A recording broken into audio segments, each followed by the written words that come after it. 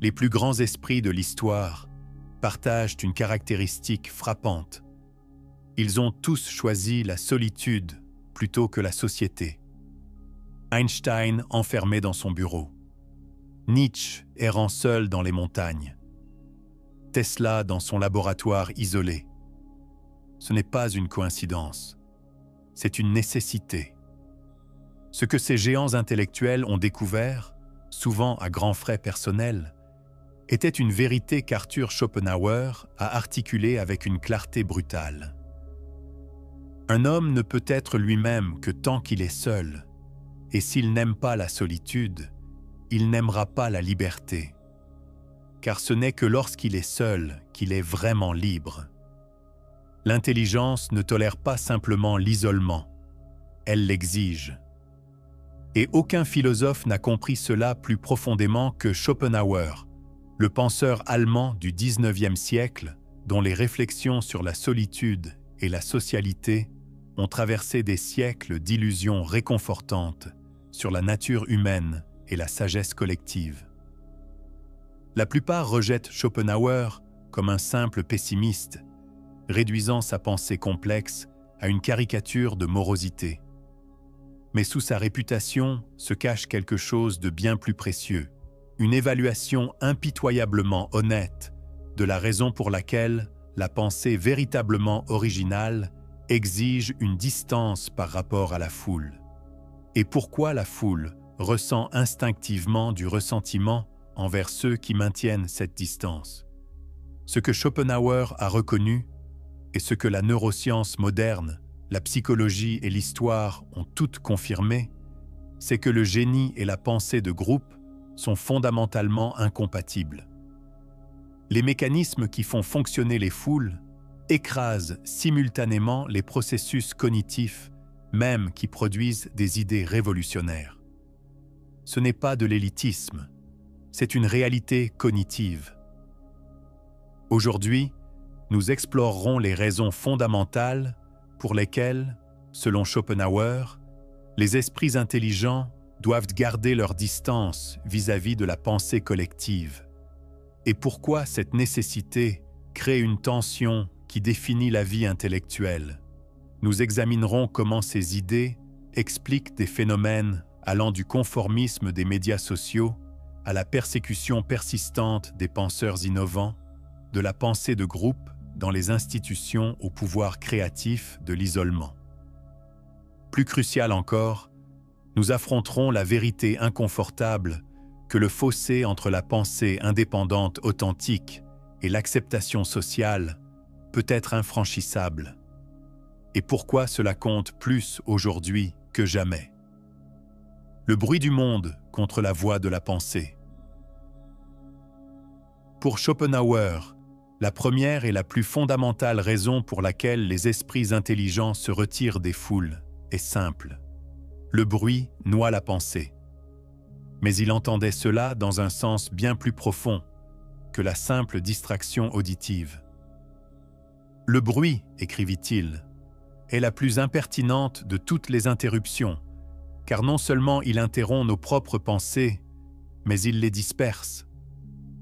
Ce que Schopenhauer reconnaissait, c'est que la cognition humaine, en particulier la pensée profonde et soutenue nécessaire à une véritable perspicacité, exige un environnement mental que les foules détruisent activement. Dans son essai « Sur le bruit », Schopenhauer décrit comment la stimulation externe ne fait pas que mettre la pensée en pause, mais la fracture, créant des fragments mentaux qui ne peuvent jamais se reconnecter correctement. La science cognitive moderne confirme cette intuition.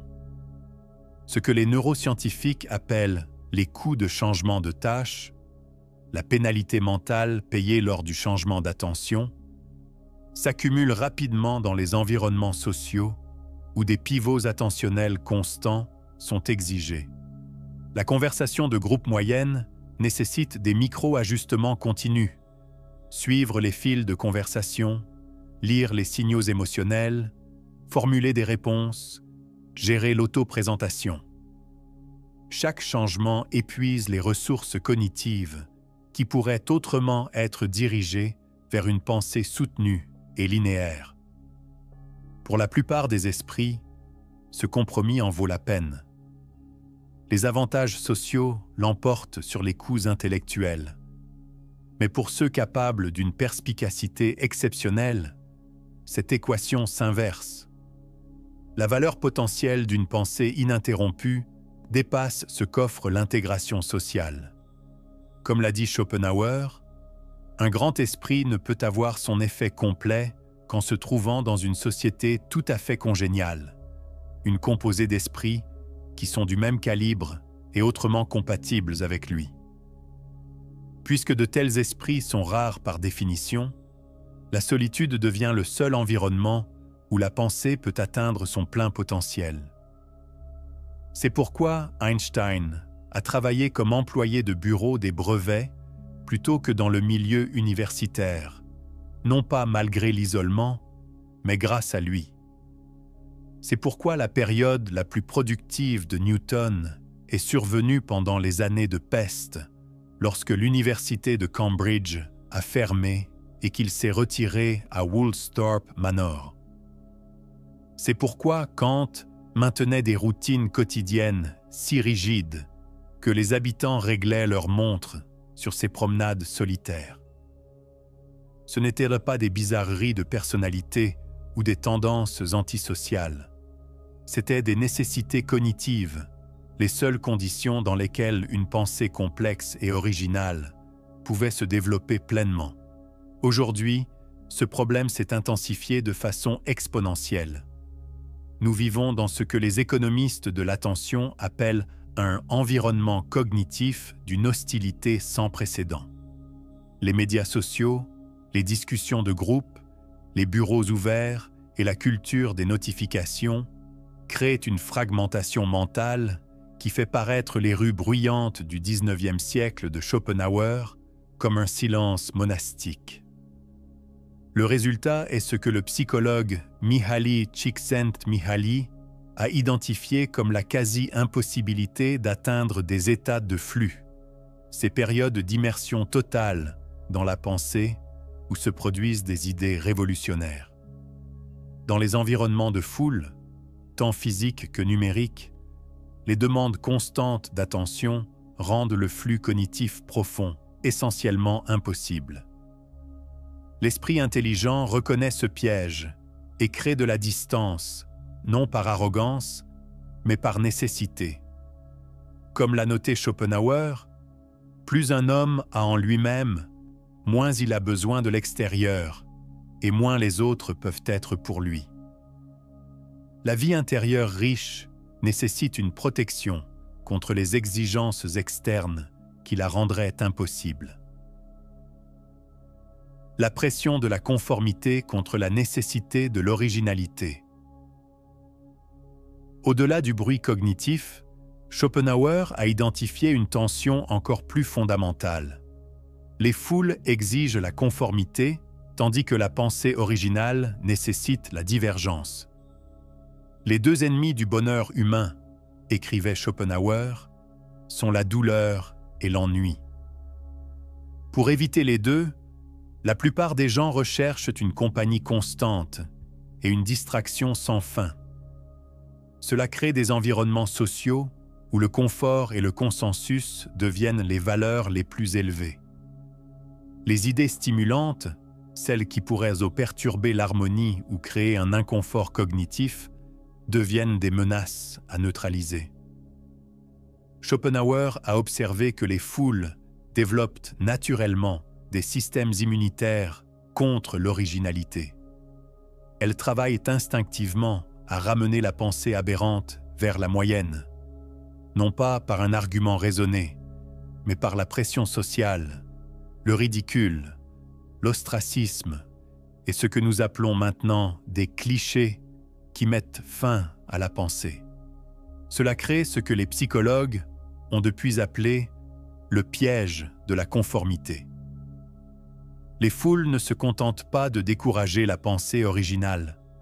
Elles sont structurées pour la supprimer.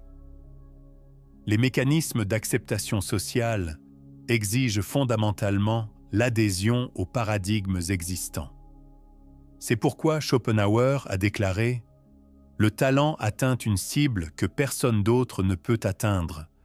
Le génie atteint une cible que personne d'autre ne peut voir. » Le penseur véritablement original est, par définition, orienté vers ce que les autres ne peuvent pas encore percevoir. Cela rend la validation sociale impossible au moment où les nouvelles idées sont les plus vulnérables. Nous voyons ce modèle se répéter à travers l'histoire. Semmelweis a été interné pour avoir suggéré que les médecins devraient se laver les mains. Darwin a retardé la publication pendant des décennies par crainte de réactions sociales négatives. Les théories d'Einstein ont été rejetées comme sciences juives par les physiciens traditionnels. Dans chaque cas, l'environnement social a travaillé activement à éteindre l'idée nouvelle plutôt que de s'y engager. Schopenhauer a compris que ce n'était pas accidentel, mais structurel. Les foules ne sont pas hostiles au génie parce qu'elles sont malveillantes. Elles sont hostiles parce que le consensus est leur principe organisateur. Comme il l'a dit, la difficulté est de trouver la vérité une fois, non de l'impartir aux autres. La recherche moderne sur la psychologie de groupe valide l'intuition de Schopenhauer. Les études sur la conformité, des expériences de ligne d'Ash aux travaux plus récents sur la dynamique des opinions, montrent systématiquement à quelle vitesse les individus abandonnent leur propre perception face à la pression du groupe. L'esprit intelligent doit créer de la distance non par misanthropie, mais pour préserver l'indépendance cognitive nécessaire à la pensée originale. Cela explique pourquoi tant de penseurs révolutionnaires ont été décrits comme des personnalités difficiles. Ce qui ressemble de l'extérieur à une combativité inutile ou à une tendance antisociale est souvent un mécanisme de défense nécessaire. Le système immunitaire de la pensée originale, se protégeant contre les exigences de conformité qui le détruiraient. La foule, sentant cette résistance à ses forces naturelles d'harmonisation, répond généralement en pathologisant le penseur divergent. L'esprit indépendant doit être antisocial ou arrogant ou endommagé, parce que l'explication alternative, que la conformité elle-même pourrait être la pathologie, menace le fondement de l'identité collective. L'illusion de la compréhension contre la reconnaissance de l'ignorance. L'intuition peut être la plus pénétrante de Schopenhauer concernant les esprits intelligents et les foules concerne la connaissance elle-même, spécifiquement comment ils la conçoivent différemment. Pour Schopenhauer, la marque de l'intelligence n'est pas ce qu'elle sait, mais ce qu'elle reconnaît ne pas savoir. La découverte que je n'ai pas de connaissances sur les sujets les plus importants, écrivait-il, est le premier pas vers l'acquisition de telles connaissances. Le véritable intellect commence par la reconnaissance lucide de l'ignorance. Les foules, en revanche, fonctionnent sur ce que Schopenhauer appelait l'opinion, des croyances collectivement renforcées qui substituent le consensus social à la compréhension authentique. La foule ne sait pas qu'elle ne sait pas.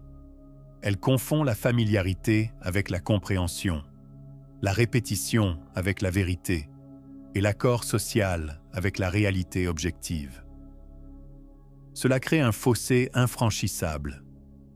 La foule voit l'humilité épistémique de l'esprit intelligent, ses qualifications prudentes, son aisance avec l'incertitude, sa résistance à la conclusion prématurée, comme une faiblesse ou une confusion. Pendant ce temps, les déclarations confiantes de la foule sur des questions complexes frappent l'esprit intelligent comme délirantes. Comme l'a dit Schopenhauer, la personne qui écrit pour les imbéciles trouve toujours un large public. Les idées qui peuvent être immédiatement saisies et répétées sans effort se répandent naturellement plus rapidement que celles qui nécessitent une attention soutenue et des connaissances préalables. Cela crée ce que les théoriciens de l'information appellent maintenant un biais de sélection vers la simplicité. Non pas parce que les idées simples ont plus de chances d'être vraies, mais parce qu'elles sont transmises plus efficacement à travers les réseaux sociaux. Nous voyons cette dynamique clairement dans les écosystèmes d'information contemporains. Les découvertes scientifiques complexes sont réduites à des titres trompeurs. Les positions politiques nuancées s'effondrent en signifiants tribaux. Les modèles statistiques deviennent des récits simplifiés. Dans chaque cas, la transmissibilité l'emporte sur l'exactitude. L'esprit intelligent, reconnaissant ce modèle, maintient une distance non par snobisme, mais par nécessité épistémologique. Comme l'a observé Schopenhauer, la lecture n'est qu'un substitut à la pensée par soi-même. Plus on lit, plus on s'éloigne de penser par soi-même. Le même principe s'applique à l'absorption non critique des opinions de la foule. Cela explique le paradoxe que de nombreux penseurs révolutionnaires paraissent simultanément arrogants et humbles. Ils semblent arrogants pour rejeter des croyances largement répandues, mais humbles dans leur délimitation prudente de leur propre savoir. Einstein a dit célèbrement « Plus j'apprends, plus je réalise combien je ne sais pas ». Cette humilité intellectuelle ressemble à de l'insécurité pour les foules habituées à confondre certitude et compréhension. La recherche moderne sur la métacognition, pensée sur la pensée, valide l'observation de Schopenhauer. Les études montrent systématiquement que les personnes les moins informées manifestent la plus grande confiance dans leur compréhension, l'effet Dunning-Kruger, tandis que l'expertise est corrélée à une plus grande conscience des limites de la connaissance. La foule gravite naturellement vers des déclarations confiantes plutôt que des qualifications prudentes. La tyrannie du présent contre la perspective de l'histoire. Une autre intuition clé de Schopenhauer concerne les horizons temporels. Les foules fonctionnent principalement dans le présent, tandis que les esprits intelligents pensent naturellement à travers des périodes plus longues. Les 40 premières années de la vie nous donnent le texte, écrivait Schopenhauer. Les 30 suivantes fournissent le commentaire. Cette capacité à contextualiser les événements actuels au sein de modèles historiques plus larges, pour voir le présent comme simplement un moment dans une continuité qui se déploie, crée une autre divergence fondamentale entre la pensée de foule et la pensée indépendante. Les foules, par leur nature, amplifient les préoccupations immédiates et le consensus actuel. Le sujet tendance, la dernière indignation, la crise présente, ceux-ci commandent l'attention collective d'une manière que les modèles historiques ne peuvent pas. Cela crée ce que les sociologues appellent le biais du présent, la surévaluation systématique des événements actuels par rapport à leur importance à long terme. L'esprit intelligent, s'appuyant sur un contexte plus large, résiste naturellement à cette distorsion. La perspective historique révèle à quelle fréquence les certitudes d'aujourd'hui deviennent les embarras de demain, comment les paniques morales montent et descendent, comment les modes intellectuels tournent en cycle. Cette distance temporelle des préoccupations actuelles apparaît souvent à la foule comme du détachement ou de l'indifférence, plutôt que de la perspective. Schopenhauer a capturé cette tension avec précision. À la vérité, on ne permet qu'une brève célébration de victoire entre les deux longues périodes durant lesquelles elle est condamnée comme paradoxale ou dépréciée comme triviale. L'esprit intelligent, opérant sur des périodes plus longues, accepte ce modèle et refuse de confondre le consensus actuel avec la validation ultime. Cela explique pourquoi tant de penseurs originaux semblent particulièrement indifférents à la réception contemporaine de leurs idées. Darwin se contentait d'accumuler des preuves pendant des décennies. Mendel a poursuivi ses expériences dans l'obscurité. Emily Dickinson a laissé des poèmes non publiés. Leur orientation n'était pas vers la validation sociale immédiate, mais vers une compréhension future qu'ils ne pourraient peut-être jamais personnellement constater. La recherche moderne sur l'actualisation temporelle et l'analyse historique confirme l'intuition de Schopenhauer. Les études montrent systématiquement comment les foules surestiment systématiquement l'unicité et l'importance des conditions présentes, tout en sous-évaluant les continuités historiques. La fallace du « cette fois, c'est différent » apparaît à plusieurs reprises dans tout, des bulles financières aux paniques morales, en passant par les cycles d'exagération technologique. La résistance de l'esprit intelligent à cette myopie temporelle crée une autre nécessité de distance. Comme l'a noté Schopenhauer, les plus grandes réalisations de l'esprit humain sont généralement reçues avec froideur et indifférence. Ce n'est pas une coïncidence, mais structurel. L'horizon temporel de validation pour la pensée originale s'étend au-delà de la portée d'attention des foules. La peur de la mort contre la confrontation avec la finitude. L'intuition peut être la plus profonde de Schopenhauer concernant l'intelligence et les foules concerne leur relation à la mortalité elle-même. Pour Schopenhauer, la fonction fondamentale de la foule est la distraction de la conscience de la mort, tandis que l'esprit intelligent tire son pouvoir précisément de la confrontation avec la finitude. « Chaque jour est une petite vie », écrivait-il. « Chaque réveil est levé un peu de naissance, chaque matin frais un peu de jeunesse, chaque repos et sommeil un peu de mort. » Cette conscience continue de la brièveté de la vie crée l'urgence et la clarté qui animent la pensée profonde. Lorsque le temps est reconnu comme fini, les compromis intellectuels deviennent intolérables. Les foules, selon Schopenhauer, servent principalement à protéger la conscience de cette réalité inconfortable. Le bavardage constant, les distractions partagées, les rituels collectifs, tous fonctionnent pour créer ce que les sociologues appellent maintenant des systèmes d'immortalité symbolique qui atténuent la conscience de la mort. La foule offre des illusions réconfortantes de permanence et de but qui rendent la mortalité supportable.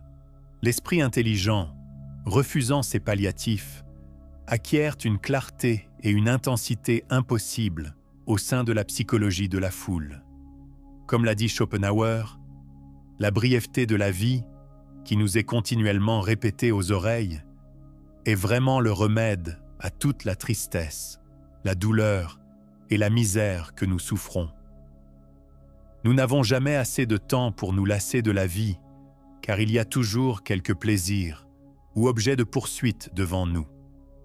Cela explique la témérité particulière souvent notée chez les penseurs originaux, leur volonté de risquer leur réputation, leur confort et leur position sociale pour des idées. Ayant déjà affronté la limitation ultime, les risques moindres perdent leur pouvoir d'intimidation. Spinoza polissant des lentilles dans la pauvreté, Simone Weil déclinant des positions académiques confortables, Thoreau dans sa cabane, ce n'étaient pas des rejets du plaisir, mais des reconnaissances que la pensée authentique exige une confrontation sans faille avec la brièveté de la vie. La recherche moderne sur la théorie de la gestion de la terreur valide l'intuition de Schopenhauer. Les études montrent systématiquement comment la science de la mortalité augmente la conformité et l'attachement aux visions culturelles du monde chez la plupart des sujets. La foule intensifie son application du consensus précisément lorsque la conscience de la mort augmente. Les esprits rares qui développent la capacité de fonctionner avec une conscience soutenue de la mortalité acquièrent une liberté de la pression sociale qui apparaît presque surhumaine à ceux qui nécessitent encore des boucliers collectifs contre la finitude. Au-delà du pessimisme, l'optimisme caché de Schopenhauer. Malgré sa réputation de pessimisme, l'analyse de Schopenhauer sur l'intelligence et les foules contient un optimisme profond, non pas sur la nature humaine en général, mais sur la possibilité d'une pensée authentique malgré la pression sociale. Un homme ne peut être lui-même que tant qu'il est seul, écrivait-il, et s'il n'aime pas la solitude, il n'aimera pas la liberté, car ce n'est que lorsqu'il est seul qu'il est vraiment libre. Ce n'est pas une lamentation, mais une révélation. La reconnaissance que la véritable liberté intellectuelle reste possible malgré les exigences de conformité de la vie sociale. Schopenhauer ne condamnait pas l'humanité pour ses tendances grégaires. Il reconnaissait simplement leur inévitabilité pour la plupart des esprits. Le penseur véritablement original n'est pas supérieur, mais différent, opérant sous des nécessités cognitives qui rendent la distance par rapport à l'opinion collective inévitable, plutôt que choisie. Cette intuition offre une puissante reformulation de l'isolement intellectuel. La distance entre la pensée indépendante et l'intégration sociale n'est pas un échec ou une tragédie. C'est la condition nécessaire pour la percée conceptuelle. Comme l'a dit Schopenhauer, nous abandonnons les 3/4 de nous-mêmes afin d'être comme les autres. L'esprit intelligent refuse ce marché non par arrogance, mais par nécessité. La recherche moderne sur la créativité confirme ce modèle. Les études sur l'innovation montrent systématiquement que les idées révolutionnaires n'émergent pas des processus de groupe, mais d'individus ou de très petites équipes travaillant à la périphérie des domaines établis. Les moments de plus grande avancée créative impliquent presque invariablement un certain degré d'isolement du consensus dominant, non pas comme un défaut, mais comme une caractéristique du processus créatif lui-même. La pertinence moderne, foule numérique et liberté intellectuelle. Les intuitions de Schopenhauer n'ont jamais été plus pertinentes qu'à notre époque actuelle. Les réseaux numériques ont créé des dynamiques de foule, d'une échelle et d'une intensité sans précédent. Les algorithmes des médias sociaux amplifient systématiquement la conformité en récompensant le contenu qui génère de l'engagement, généralement des réactions émotionnelles plutôt que de la substance intellectuelle. Le résultat est ce que les théoriciens des médias appellent un consensus fabriqué, l'illusion que certains points de vue représentent l'opinion majoritaire alors qu'ils sont en réalité des artefacts de la mécanique des plateformes. Pour le penseur indépendant, cela crée de nouveaux défis. Les foules numériques ne se contentent pas de faire pression pour la conformité. Elles créent activement l'impression que les vues non conformes sont plus marginales qu'elles ne le sont réellement. Schopenhauer reconnaîtrait immédiatement cette dynamique. Comme il l'a écrit, l'opinion est comme un pendule et obéit à la même loi. Si elle dépasse le centre de gravité d'un côté, elle doit aller à une distance similaire de l'autre. Et ce n'est qu'après un certain temps qu'elle trouve le vrai point où elle peut rester au repos. Les environnements numériques accélèrent ce pendule tout en créant l'illusion que l'opinion actuelle représente une vérité établie. L'esprit intelligent d'aujourd'hui doit naviguer non seulement dans la pression sociale locale, mais dans des mécanismes de conformité en réseau mondial. Cela explique le retrait croissant des penseurs sérieux des plateformes publiques vers des communautés intellectuelles plus petites et plus privées. Non par élitisme, mais par la nécessité cognitive que Schopenhauer a identifiées il y a des siècles. Conclusion: la distance nécessaire. L'analyse de Schopenhauer offre une puissante reformulation de la relation entre l'intelligence et la socialité. La distance maintenue par les penseurs originaux n'est pas un défaut de personnalité, mais une nécessité cognitive, la seule condition dans laquelle certains types de pensée deviennent possibles. Cette intuition ne justifie pas la misanthropie ou l'isolement inutile. Comme Schopenhauer lui-même l'a noté, il est difficile dans la société de trouver de l'enthousiasme pour ce qui n'a de valeur que pour ceux qui le possèdent eux-mêmes. Le penseur véritablement indépendant ne déteste pas les foules, mais reconnaît simplement leurs limites en tant qu'environnement pour certains types de cognition. L'histoire du progrès humain révèle un modèle persistant. Les idées révolutionnaires n'émergent pas du consensus, mais des esprits qui maintiennent une distance critique par rapport à celui-ci. Einstein travaillant seul au bureau des brevets. Darwin isolé à Down House. Marie Curie dans son laboratoire primitif. Cette séparation n'est pas accessoire à leur réalisation, mais essentielle à celle-ci.